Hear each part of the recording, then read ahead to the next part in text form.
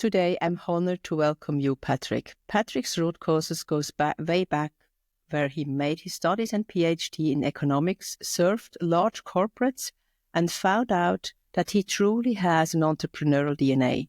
There is one quote, out of many, giving you a glimpse of what he really strives for. When Patrick reads a business plan, he doesn't ask, does it scale? He asks, does it even make sense? Surprisingly, few pass the test. Patrick, do you really want to read business plans? That's one of the questions I'm going to ask him afterwards. He's also the author of Das richtige Gründen and the founder of Fluid Minds. He helps companies, but also personalities, rethink their business models for digital age. In my discussion with global leaders, I never settle for the obvious, also not when I talk to Patrick. In today's complex business environment, leaders need not only to be prepared for the worst, but also to build their resilience. At The Human Factor, Corporate Integrity Matters' Sonja Stirnimann invites top executives, board members, and industry experts to reflect and talk about the realities of corporate integrity, risk, and ethical leadership. As an international governance authority, independent director, and entrepreneur, she understands the challenges leaders face. Integrity and ethical leadership are not just principles. They build resilience, enhance reputation, and create strategic competitive advantage for organizations and for individuals.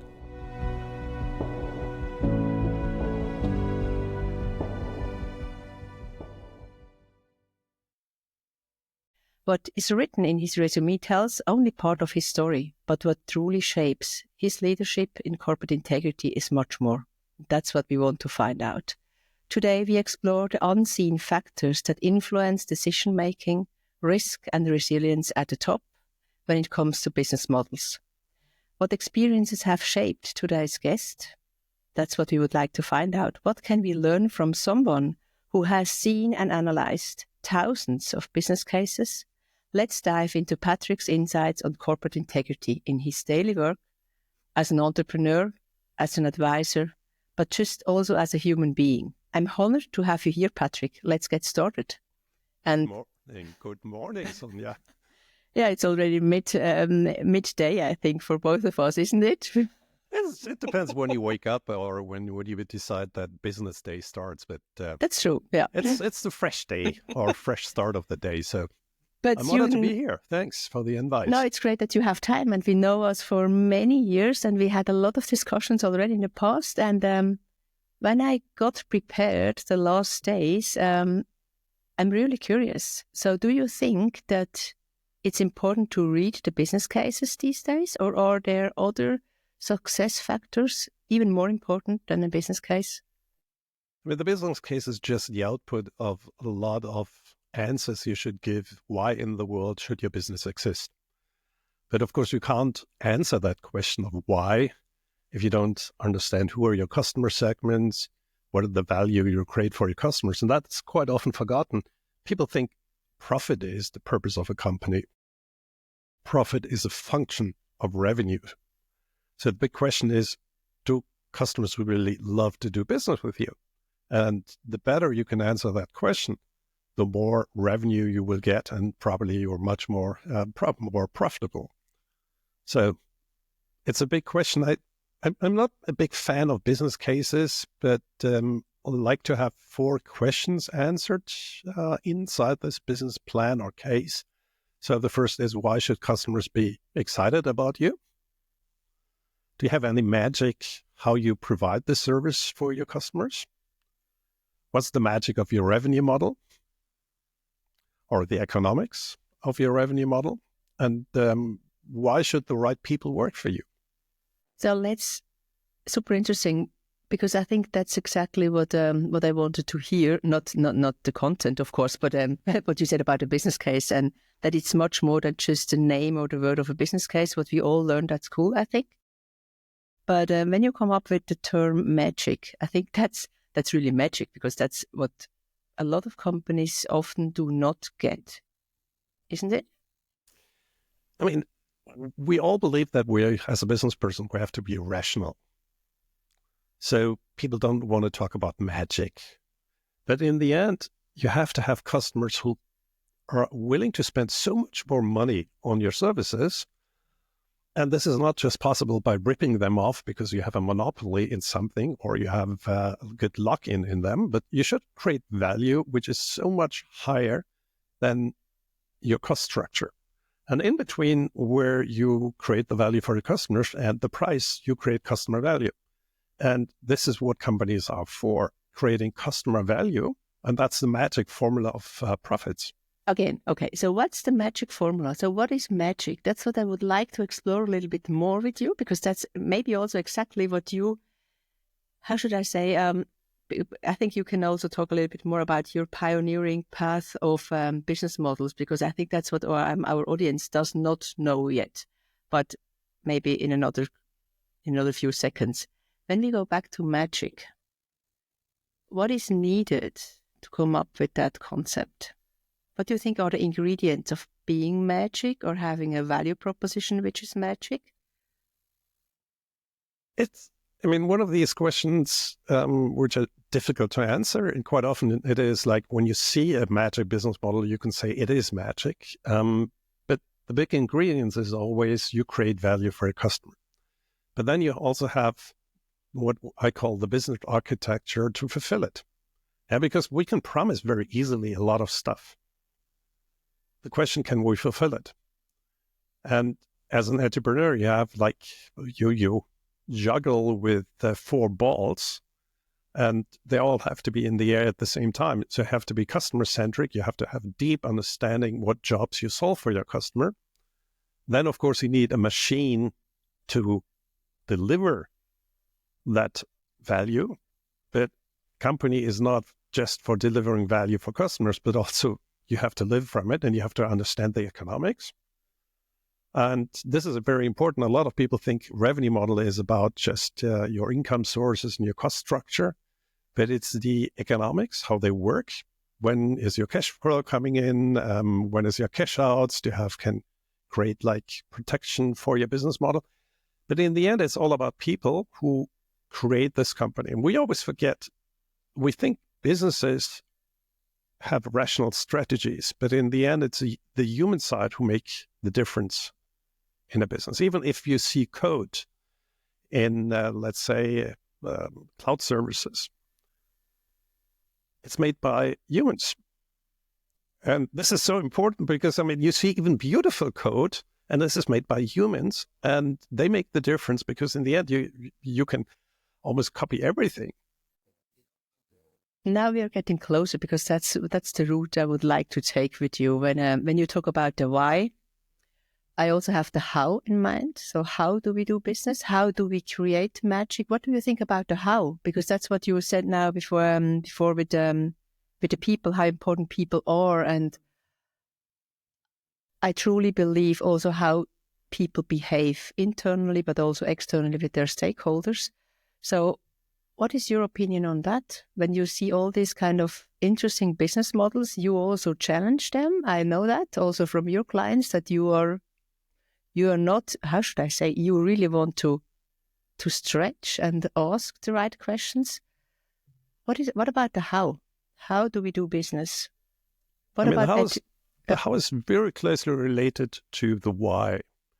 Because if we have a lot of procedures and processes, we always forget that we can't cover everything with rules. So the question is, do people understand the values we share in this company?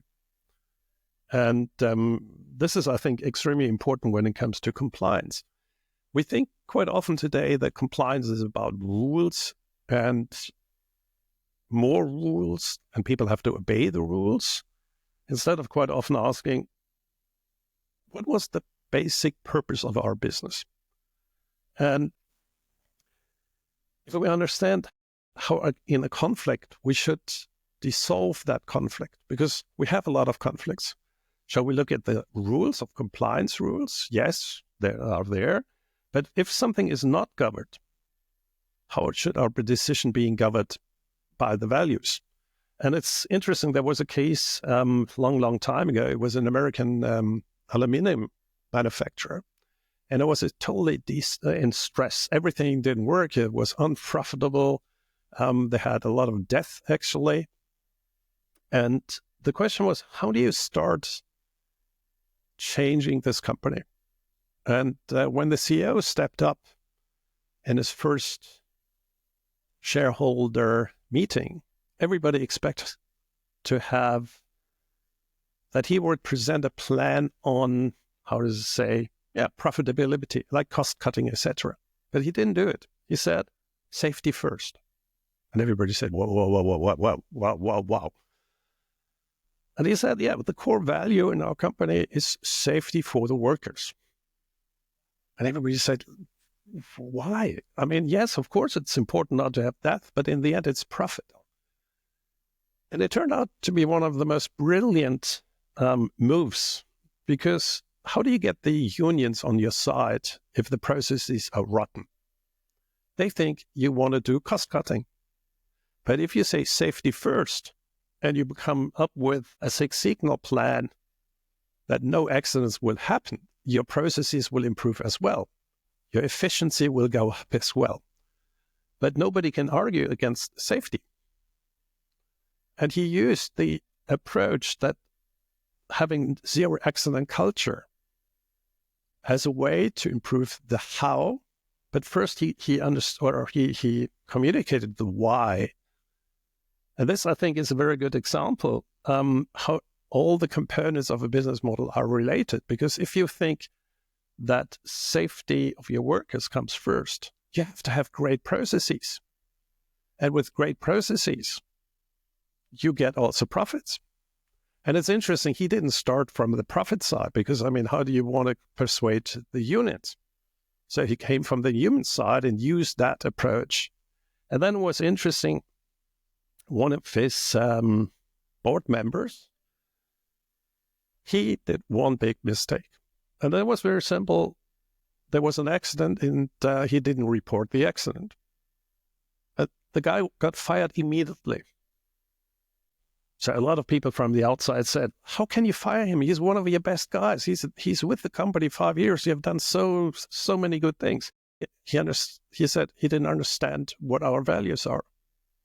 I think that's also a good point to what you said right now. I had another discussion a few days ago, and it's really about standing up for your priorities, but also sanction if people are not following it, and also make it visible that you really care about these priorities. And I think it's a good example also what you brought up right now, because even though these people are maybe brilliant, or you think you need them, if you are having different hierarchies, when you sanction for the same misbehavior, you are going to have a huge problem with your accountability and reputation. And I think it's extremely important, but not always seen. How do you see that when you are out at the client? How do they behave when it comes to the fact that maybe a misbehavior is done at a very high level compared to one at the much lower level? I don't see too many of this misbehavior because this is not part of my job. I would expect much more. It's interesting. Why do you get fired? And I would probably fire people much more for not obeying some values than of not reaching a goal. Absolutely. Yeah, fully agree. And it's unwritten. And this guy was fired at the aluminium manufacturer because one of the core ideas was transparency. And it's not, you can't negotiate with this value. And of course, that was also a signal to all of the others that this is important. And this is, in my opinion, even more important that on the top level, you obey the rules. And I'm so a little bit disappointed about the how we treat top management today, because how long does it take actually for them to take responsibility for the action? Because what is the signal to the normal employees? And I mean, you said don't mention the automotive industry. The good part about the automotive industry is think about like Volkswagen, what they did in 2015. The board had objectives that this diesel engine had to fulfill the pollution requirements. It was not possible. So the engineers knew it was not possible, but they didn't have the guts to say it's not possible. So what they did was cheating software. And now the question is, who was responsible? The guys who wrote the cheating software, or the guys who knew it was impossible but didn't want to know how the guys achieved it? I think it's absolutely fair point. And, you talked about the automotive industry. I think there are many other industries, or maybe all of the industries. It doesn't depend about the industry. When you're gonna set goals which are not possible to reach, and people are not speaking up, and it really starts at the top. I think also if a board comes up with goals and they are not feasible at all, it's not about stretching the goals. It's rather about, is it possible also in the market environment we are in right now, or is it not possible? And also what happens if they are not reaching the goal? And what you said now, they did not have the guts to do so. And I think also here we have to differentiate. Of course, some people have not the guts to speak up, but sometimes you also see a company culture which is not allowing to speak up, or they have no safe space to speak up, and people rather try to become more creative. I'm not saying that I support that, but I think that's just what we see. People behave differently depending on the culture you have in a company. And what I believe in, you have such a competitive advantage if you have a company where you can really speak up, where you think you have a safe space, that also misbehavior or unrealistic goals can be brought up and discussed, instead of the ones where you just put the pressure down to the people and organization, often also to the sales organization, to force them to become extremely creative. So it's interesting when you say, I think it's very typical for mature industries, because a mature industry means it's mature. Customers have more or less have everything solved already. So you have to have a sales approach which is pressuring the customers to buy more and more of stuff they probably don't need. So particularly in these industries, you got the question, how do you achieve growth? And of course, you can put more and more pressure on your people. And quite often, you get the wrong people in your organization. We have seen that in the telecommunication space in Switzerland. We had to kick out some sales guys out of my house because they forced the senior citizens to get a contract which was unfair, etc., and have them Hausverbot. Probably the company I mentioned, because they didn't have any differentiation in their product, so they had a sales force, and the sales force was not even hired by them. It was hired by them, but they were not employees, so they could always say, "Oh, it's a third party." Of they course, had outsourcing agents. agreements. Yeah, and they could say, "Oh, it's not my deal." And every time, or it's so funny when I think it's funny because it shows that these companies have absolutely no competitive advantage anymore, is when I can get anything online, a contract, but if I want to cancel the contract, I have to do it on a telephone call so they can persuade me, which is illegal even in Switzerland. Even a letter was not accepted as a cancellation. And this shows everything about a company. And I like this because a business model is not what you write on a piece of paper or in your business plan. It's your behavior. Exactly. And that's what I said before, or what I tried to introduce before, when I said, what's about the how? How do we behave? How do we want to do business also with our partners, with our third parties, or whatever we have? We need to solve the problem for our clients. But, I felt that you got a little bit emotional on that, and that's also what I like. And that's my other question. And maybe you would like to share a little bit about the obstacles you had, because you are a former corporate guy. And that's also what we see when we look up your LinkedIn profile. I know that you had a lot of experience in that world too before you became an entrepreneur. Would you like to share some of the insights why you made the step and said, sorry, But what I see here, maybe it also goes back to what kind of ethical leadership you faced or experienced, or the integrity or the culture you had seen in these companies. Actually, I love the company I worked for in the past, but sometimes you have to ask yourself, how much do you fit to your position? And luckily, I had a very good job where I had a lot of freedom. So I was like a free agent in my company. I was quite often the fireman. So every time something went wrong, or we had supplier discussion or procurement discussion, I was brought in. But with this, you don't make a career. Because a career in the large corporations you only make when you have sales responsibility and not when you solve the problems of the board, which is quite often, procurement discussion. I mean, I was so much pressure by large American software companies that really had a power game. So they threatened us to not provide any services for another division because they wanted to have higher sales with us. And I was the guy who had to clean it up. So I got used to negotiation with where you get a lot of hit the fan. And I love this, but you don't make a career. Yeah, because you're kind of not inside a career path. And thanks God, I had a very, very good CFO who was my boss, who gave me the freedom. However, it's always a question, do you see potential in this? And thanks God, I got a new boss. And for him, for example, and I think this shows quite often you don't know what values you have. You know your values once you have to decide for this or this path. So in this case, it was very simple. I had to do a market study for the board.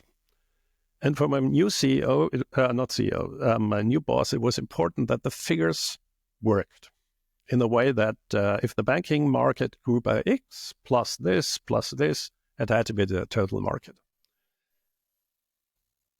And I said, the banking market can't grow by 3.6% because we are in a very special market, and the market is very simple. It was outsourcing. In outsourcing, you have one deal per year or two deals per year, and either you get the deal or you don't get the deal. And I got into conflict, and one of the best decisions ever not taken by myself was from my boss. He canceled my contract. And then the big question was, okay, who am I and where I'm supposed to find my role in life? And this is how I figured out I don't fit to corporate life. So when I just step in here, so was that a moment when you thought that your personal integrity was under pressure? Yes. Because, I can't hand in a paper to the board who knew me pretty well, which is mathematically right, but from the economics of the industry, wrong. What would you have appreciated in that situation? From the board, maybe? It's interesting. I think it was the right decision for my boss. In the end, he helped me to find the right decision. The good part was that the board showed a lot of appreciation for what I've done. So it was no bad feeling in the end. Yeah, they invited me and we had a talk about it.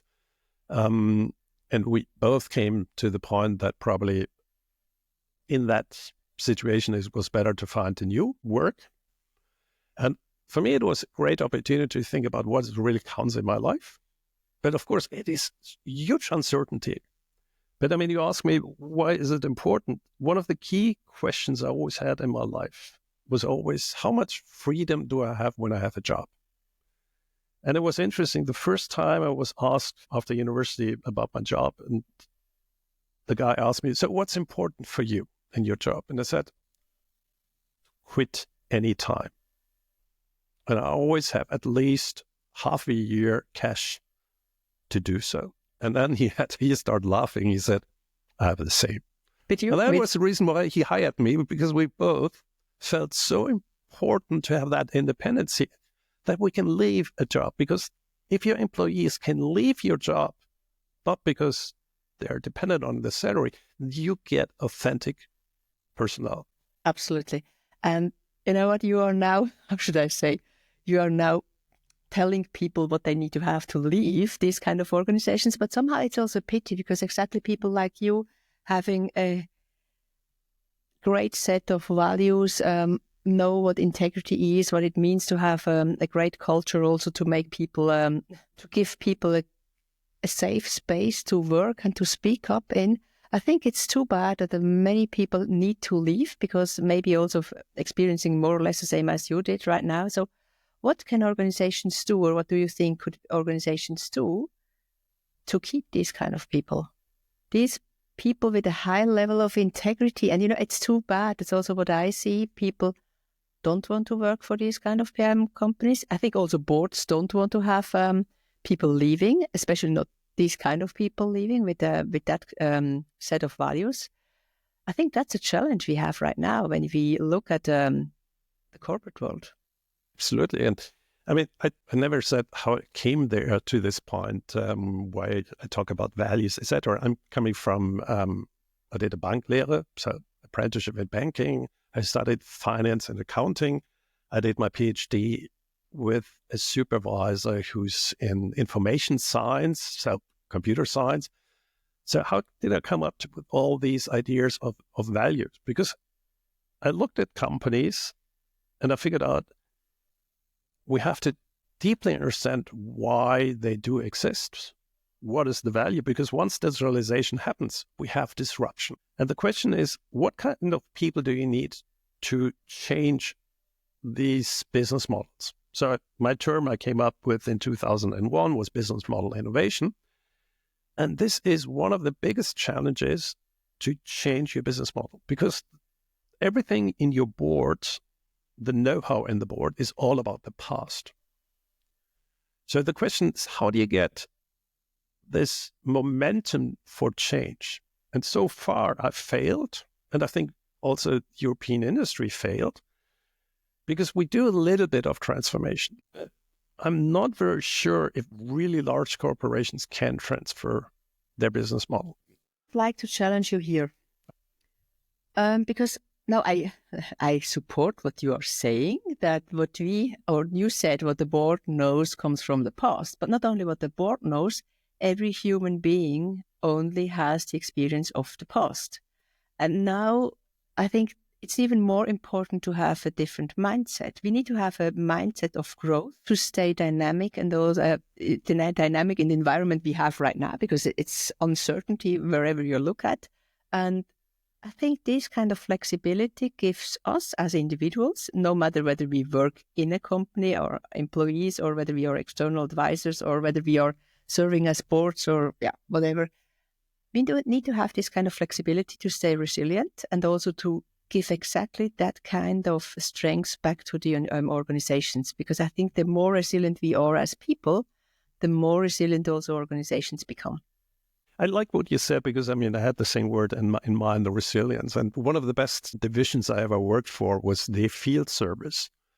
And the field service of Swisscom was ridiculous, strange people in a very positive way. They were very independent, because these guys were going to the customers, doing field service in front, going to, exchanging printers and your desktop computers at that time.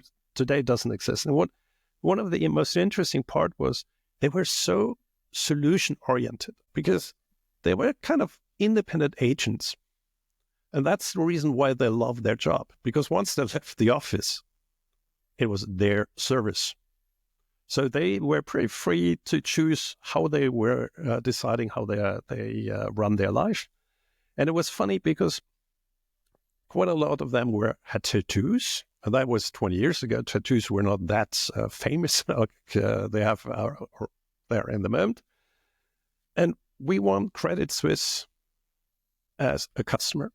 And Credit Suisse, of course, said, we don't want to have tattoos from service personnel. So they had to wear long shirts, etc., etc. But suddenly they figured out they were so service-oriented. Of course, they understood that we have service-level agreements, but quite often service-level agreements are not customer-oriented. They are just saying, I arrive at the site, but it doesn't say you solve the problem on site. Service-level agreements is all about, you're there. And these guys were so great because sometimes they called the client and said, I will be half an hour late, so we will break our SLA. However, I will come because I know exactly the problem and the problem will be solved when I'm there. And the customer said, yeah, you know what's going on, you do it. So probably they arrived 10 minutes later than SLA, but they had the agreement by the customer, but then they got rid of the problem immediately. And these guys were absolutely fantastic because they had a culture of solving problems. And they were very, they didn't spend lots of money for this. For example, one day we didn't have a contract with one customer. It was Christmas business, and all the printers were printing the bills in the shops. We didn't have a contract anymore. So we were not obliged to do service for them anymore. But in Christmas, you can't let your customers down in a retail store. So what did they do? They decided, okay, let's go to the media market and buy just, an off-the-shelf device. Then they figured out, we have from another customer, we have some outdated printer. Officially, they don't belong to us. So what did they do? They wrote a mail to the customer and said we would love to get one of your old printers. They installed the printer in the shop. And later on, the money flowed to the other customer. And they were so customer-centric. And then the CEO of that time of the company, he was great. He said, I love their service orientation. However, and this is very important, we can learn something. They behaved brilliantly. However, why in the world did we not have the right contracts in the right time? May I summarize just a few points of what you said, the example before? I think it's super important that we go back a little bit because what you said and also explained in a very realistic way, and I think also that's what we really experience. So often people are driven by stereotypes. That's what you said about the tattoos. Who cares about how people look? But that's exactly how human behaves often. And at the end, it really goes down to the one question, so what are the needs of the person in front of me? No matter whether it's a corporate, if it's an organization or not. If people know exactly what our clients need at that moment and they can solve the problem, that's exactly what we need to do. And that's what everybody needs to do, no matter what kind of industry we are in. We have internal clients, we have external clients, but if you understand the needs and support to solve it and to make it happen, I think that's all. Or that's super simple at the end, but very often it's so much over-engineered. Absolutely, but quite often it's also the way how you look at the problem. I have a mentee from St. Gallen, and he started for a large Swiss bank, and he was so excited to go to a course. It was on customer value. So he went to the course and expected that he learns in the course how to create value for the customer. It was just the opposite. And this is so important. In this course, it was all about how to rip off your customer the most so you create value for the firm.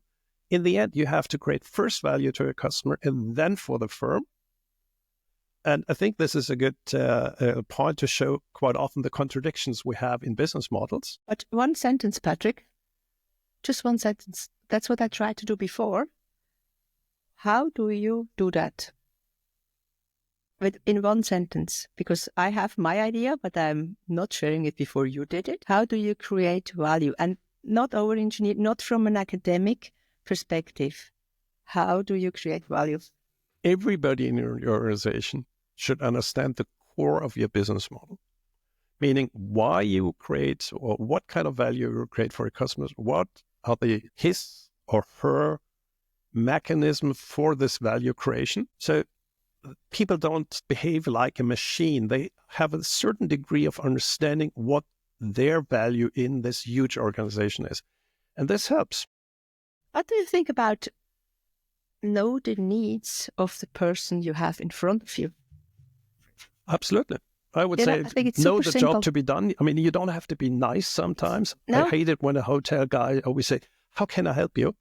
I just want to have a problem solved. And I think this is extremely important because it gives you also satisfaction when you have a customer and he says like, wow, you just made my life so much better. And sometimes, and that's what I really believe in, sometimes the client, the customer, or whoever you have in front of you, it could also be it could also be a colleague, an employee, an internal client, because I think also often in corporations you have internal clients. You work together and also look at these interactions and these connections like a client you would like to serve. So for me, it's always, what does the person in front of me need to have right now? And sometimes it's not my core competence, and I try to solve it or have somebody who could do that for that person. But I think it's just listen and try to understand, what do they need right now? Either we are the right department or person or whatever, or somebody else could do that. And I think people feel seen and heard when we exactly try to do that. Absolutely. I love one sentence about leadership. And I think this sums up pretty much what you said. Why should anybody be led by you? It's not only about leading. I think for me it's serving. You. I mean, it's like, yeah, I know. You have to ask, why should these people follow you? Yeah, I just come from another point. I said, for me, it's not why should people follow somebody. It's also how can we serve others. And you're also, for example, when I serve as a board member or in my position as a board member, I always ask myself, how can I serve the organization I'm responsible for or take on responsibility? Why should anybody hire you in a board? Because you have to serve the company. Exactly. That's exactly. Leadership is not about telling others to do, but make actually their life easier to achieve their goals. Absolutely. And it's just another perspective. And that maybe it's just me having a little bit an issue saying, okay, why should people follow me? I don't need to have followers. You know what I mean? It's just because I think I'm here to serve in my different roles I have. I like to serve my clients, my organizations, also my colleagues. If I can serve, then it's okay. Because I think it's great that, or I think it's always nice when you can contribute. Or that's just for me. It's nice to contribute to a bigger goal or vision. I think we could also extend it for 2 other sessions. I think the topics are not running out when we talk to each other. So I really hope that our audience is still here, because normally we are a little bit shorter. But I think it was really great that you had the time, because I think you are also super busy. And then thank you very much, Patrick, for your valuable insights and reflections. And I promise our audience that I try to find a new date. So we take it to the next step, and I wish you all the best, not only in your leadership journey and your advisor journey, but also when you are in the situation that you are in the decision-making process when it comes to corporate integrity, but also ethical leadership, and still try to ask the right questions and don't give up with doing that. Thank you, Patrick. Thank you. Bye-bye. This was another episode of the Human Factor Corporate Integrity Matters. Guided by the principle, corporate integrity is the foundation of trust, resilience, and long-term success. Thank you for listening. I'm Sonja Stirnimann, your host. Stay aware, act decisively, and lead with integrity. Take care and have a good time.